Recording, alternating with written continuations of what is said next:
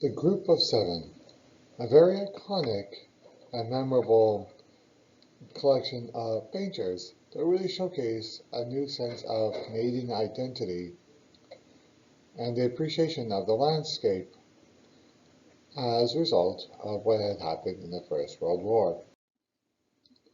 So what was really neat about the Group of Seven? To start, they were all Canadian.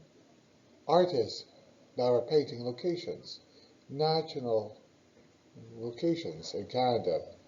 And they want to develop a type of artistic style they called Canadian style. There was seven members, and so the paintings would have a landscape focus and will showcase the beauty of landscape and not just the natural exploitation of a resource, but the natural simplistic beauty. It was a reaction against what had happened in the First World War with the horrors of the trenches. The actual style, it has similarities to the actual French Impressionists. The group members was Michael Carmichael, Franklin Carmichael, Lauren Hires, A.Y. Jackson, Frank Johnson, Arthur Lismer, J. McDonald, and F. Farley. There will be an eighth member added later on. Each one had its own unique style of what they wanted to paint as, but they would still meet together as a group. Franklin Carmichael at Grace Lake. He was the youngest member of the group, born in Orillia, Ontario. He left Ontario and moved to Toronto to pursue art. He was a member of the group, and his greatest contribution was reviving a lost art form of watercolors. He was discovered at Lac La Cloche Hills in 1926, and so he was taken by the landscape. He spent much of his time of his career painting and sketching the hills of La Cloche. He favored a panoramic views of the hilltops and mountains. In 1934, he built a cabin at Cranberry Lake where he vacationed there every year until he died in 1945. A.Y. Jackson was born in Montreal in 1882. He left school at the age of 12 and began working as a printing firm before he took up studies as art in France. He, along with MacDonald, were impressed by his work and moved to Toronto. Jackson was the only member to join the army and was sent to Europe when war broke out. Upon wounded and returning home, Jackson would spend the rest of his life painting and sketching across Canada from Georgia Bay all the way to Canadian Arctic. He will do this up until his 80s.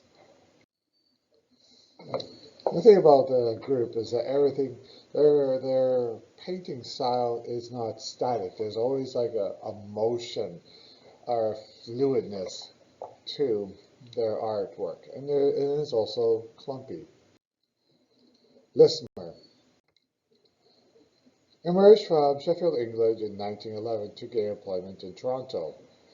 He met future members of the group there. Although he continued to paint throughout his lifetime, Lismer had a strong commitment to teaching while working at the Art Gallery of Ontario, and he established several successful children art programs in South Africa.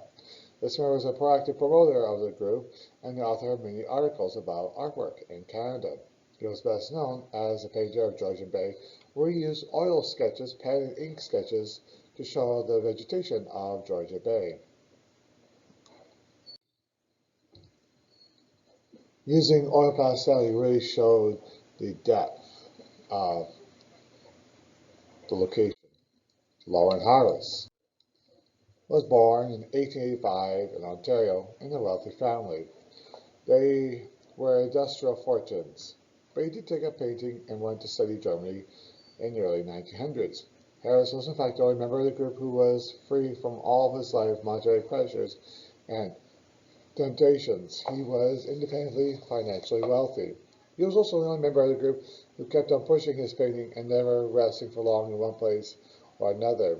And he would go all the way up to the Canadian high Arctic to show the natural simplicity of the landscape and really helping people to appreciate and also remember a simpler time, a time that was not warm and industrial. Johnson was born in Toronto. Like many others, he was a commercial artist. His paintings were very different. It was almost close up and crowded, but very, very detailed.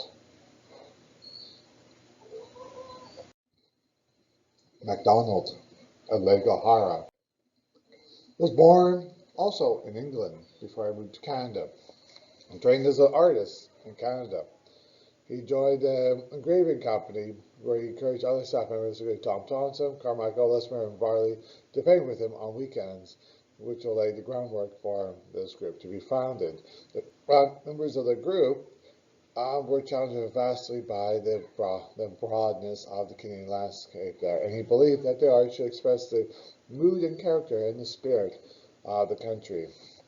And this was portrayed by his use of very dark and rich colors and very beautiful natural protected locations and national parks. Varley was also born in England. Studied painting and went to work in London, England. In 1912, he came to Canada and found himself working in the same commercial studio as Tom Thompson. He took the painting to Northern Ontario for the landscapes. He founded his own school in Vancouver, but did go bankrupt after his marriage had collapsed. The years were difficult for him, but he was still a successful painter. Tom Thompson, now a member officially, but he was included in a group of friends. He was also was outdoorsman and awakened an interest in exploring and showcasing the beauty of the Northern Ontario landscape, with the birch going by a canoe. Now, unfortunately, was murdered on the lake. The group would not exclusively paint landscape, but they were drawn together to be almost like a sense of conservative kind of feeling towards Canadian art. The group tried to show the relationship between art and nature, and a shift away from imitation of natural effects to expression of their own feelings. The group established a uniquely Canadian style that, as I said, showcased the natural, simplistic beauty of the vastness of the Canadian landscape. This was really a reaction because of what had happened in World War I.